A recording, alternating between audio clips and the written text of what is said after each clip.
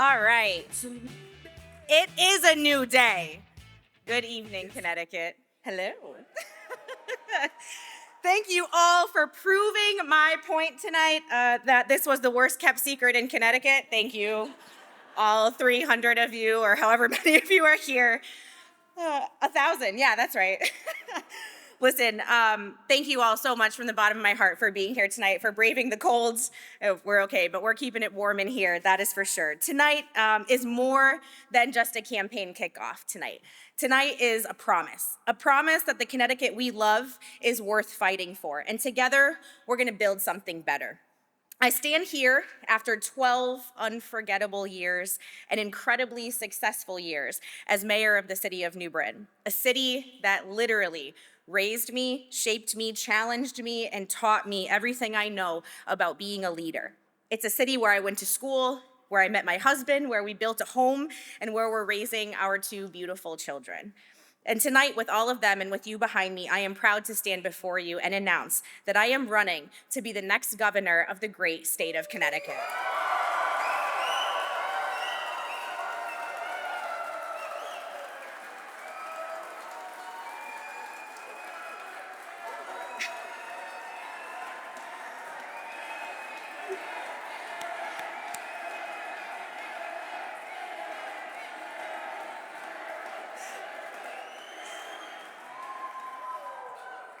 And when you ask me why, I'm going to tell you, and you're going to hear this a lot. Why? Because it's time for something different. When I first ran for mayor in New Britain, they told me, "Oh, Erin, you're too young. You're too inexperienced. You're a Republican woman. The city will never elect you. Wait your turn. You've got plenty of time." But the people of this city proved the naysayers wrong. And they did it 5 more times. And none of them were really all that close, to be quite honest with you. I was a Republican running in one of the most Democrat cities in Connecticut. I wasn't shy about that because my neighbors, many of you, were with me. Together, we took a $30 million surplus and turned it into a $30 million deficit, turned it into a $30 million surplus. Sorry to my Board of Finance members that are here. Marita, I'm looking at you. Listen, we balanced budgets year after year. We rebuilt 5 schools from the ground up. We transformed neighborhoods in some of the poorest areas of the city. We invested in housing, in parks, in public safety, in infrastructure. We took care of our seniors. We housed the homeless. We embraced those struggling with addiction and recovery. We made government more accessible, more transparent, and more responsive. We didn't do it with excuses. We didn't do it with ideology. We did it by having a vision for our future and then rolling up our sleeves and getting to work. And that, my friends, is exactly the kind of leadership that Connecticut desperately needs right now.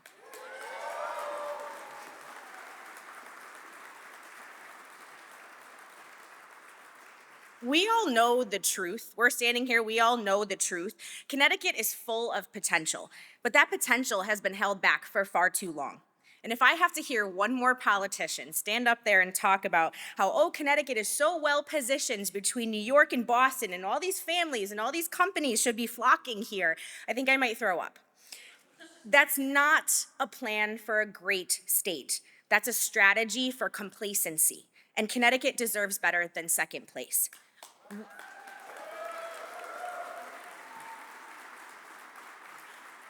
We deserve a state that is being guided by a shared vision for what we can and what we should achieve. We deserve a state with that shared vision together. But right now, look at what we have right now. Too many decisions in Hartford are being made and to benefit only those that are in power. And more importantly, it's only benefiting them and their friends. Too many small cities, small towns feel either ignored or exploited. Urban communities across the state are feeling abandoned and locked in cycles of poverty and decay. Too many families are working harder than ever, but somehow falling further behind. For years, people have asked me the same question everywhere I go, from Putnam to Stamford, from Torrington to New London. They want to know who is fighting for us. And I can tell you one thing, it's not the politicians in Hartford, that's for sure. But it shouldn't matter whether you live in Fairfield County or whether you live in the quiet corner. It shouldn't matter whether you're a Republican, a Democrat, or an independent. Every resident of Connecticut deserves the opportunity to be heard. Every community deserves the opportunity to be seen, and every family deserves the opportunity to thrive. But right now, it's simply not happening. Connecticut may be a pretty rich state, but we're suffering from a deficit of opportunity. Opportunity to have a great career in the state that we grew up in. The opportunity to live here and retire here without getting shackled by taxes and the highest cost of living in the country, or to pay electric bills without having to win the damn lottery. The opportunity for a mother in Bridgeport to send her kid to school, knowing that they're getting a great education. And if she can't, then the opportunity for that mom to send her kid to a school who can. How about the opportunity to live in a town where zoning decisions aren't being made by Ned Lamont and the Hartford Clowns?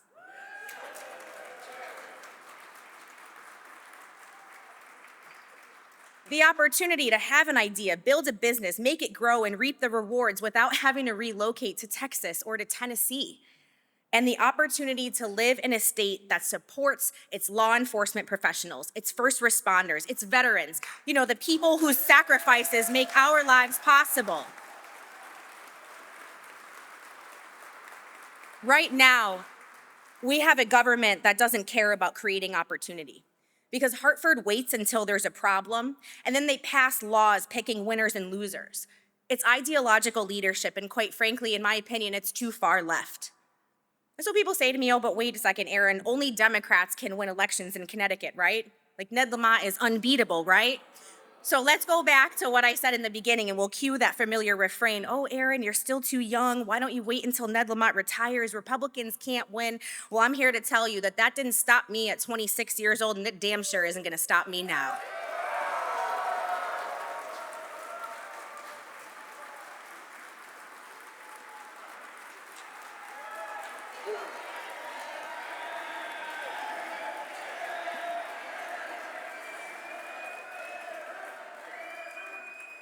So let me say this loud and clear. I'm running for governor as a Republican. I'm running for governor because the state is too far left. I'm running to bring balance to politics. I'm running to bring real change to working families in every corner of our state, just like I did in every neighborhood in New Britain. I don't just talk about solving problems, I actually solve them.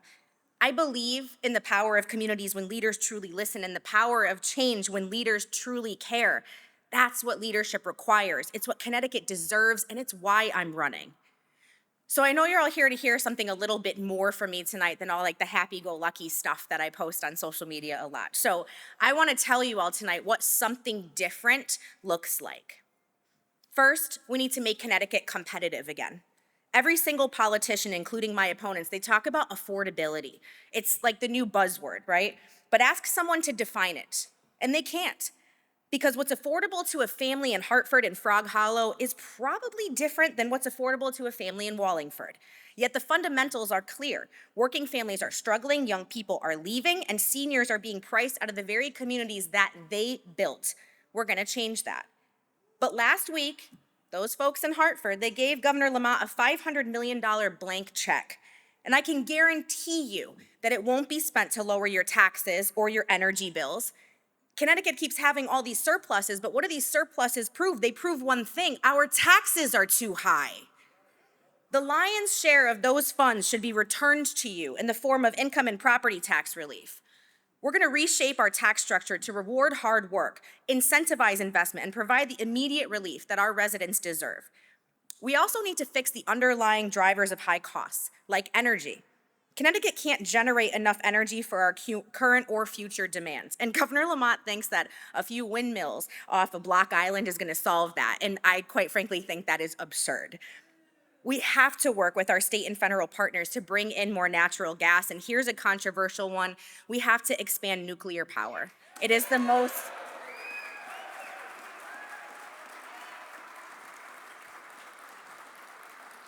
I know Rob Rule from Waterford likes hearing that one. But it is the most reliable, clean, and affordable energy source that we have, and we're not tapping in. And finally, we need to get rid of the public benefits charge from the utility bills. If Hartford politicians truly believe that these programs matter, well, then that's fine. Then they should fund them openly in the state budget and be held accountable instead of passing portions of them off in the form of debt for future generations, which they just did, by the way. Lower taxes, disciplined spending, and abundant, cheaper energy are essential to making Connecticut competitive again and reducing the cost of living statewide, and I will deliver it. Second,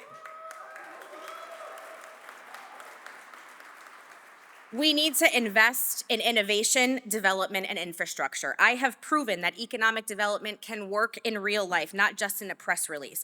But our last two governors seem to think that economic development means paying companies who are already here to stay here. If a business that's here wants to leave, well, that's a pretty clear sign that the governor and that Hartford politicians are doing something wrong. And I'd stand here and list off every major business that's left thanks to recent leadership, but the speech is already too long.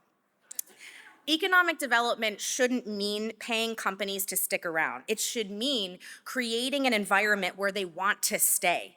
Our small towns already operate efficiently. The state should support, not punish, their success. Strategic investment in our state has to focus on our cities too, where the biggest challenges and the greatest opportunities exist. We're going to strengthen small business, manufacturing, and the trades, creating pathways to good jobs without requiring a 4-year degree. And we're going to get rid of duplicative and useless regulations while we're at it too. Yeah. Connecticut also deserves reliable transportation. It shouldn't take longer or cost more to take a train to New York or Boston than to drive. We're going to modernize infrastructure and make state government more efficient, starting with returning employees to full-time in-person work.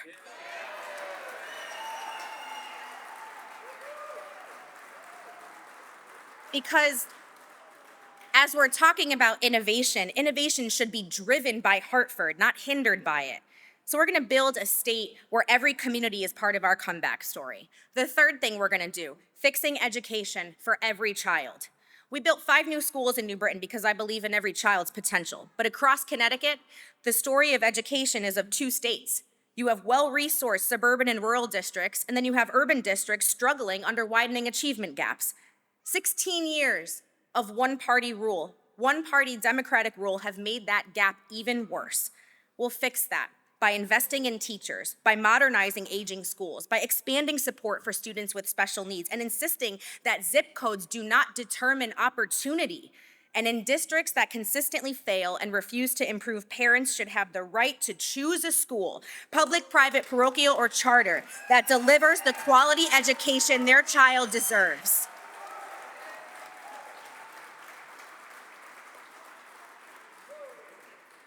Fourth, don't worry, I can stop after 5. I'm gonna stop after 5. We're gonna strengthen public safety and reduce crime. Safe communities are the backbone of a thriving state, and they don't happen by accident. They're built through trust, they're built through collaboration, and a clear commitment from government to keep residents safe. For over a decade, I worked side by side with the police, with community leaders, with youth organizations and families that are navigating real challenges that they face in this state. Connecticut's rise in juvenile crime, car thefts, and urban violence, it didn't happen overnight. It came from years of policies that weakened accountability and undermined law enforcement. We need a reset.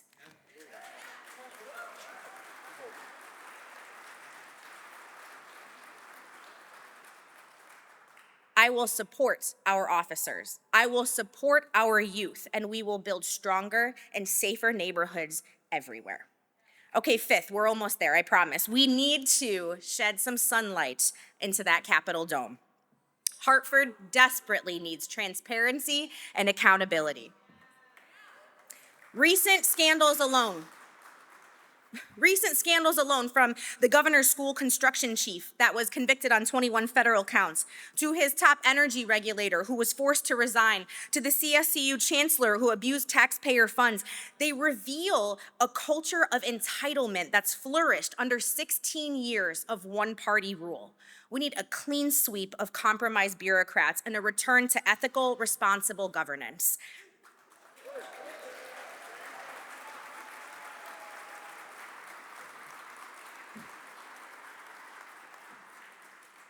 As your governor, I will veto any bill that hasn't received a public hearing or is pushed through under some emergency pretenses.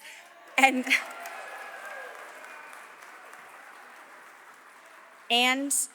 I will repeal last week's housing bill that strips local control from our communities.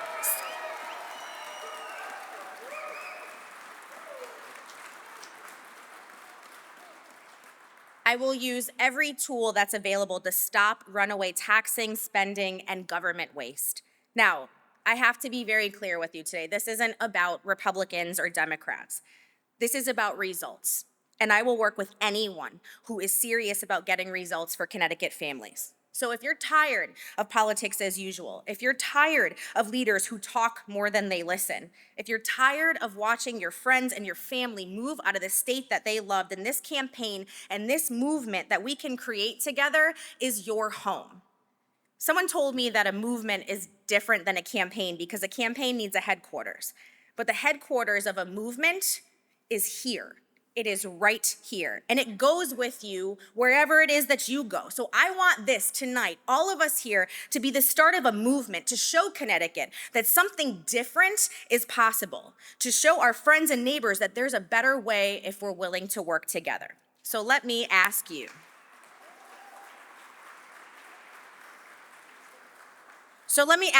Do you believe it's time for something different? Then join us. Help us, join this movement, talk to your friends, post about this on social media, because this campaign is not about me, it's about all of us. It's about the future that we are going to build together. A future in Connecticut where people stay, not leave, where businesses grow, not struggle, and where every family matters, not just the wealthy and the well-connected. Together,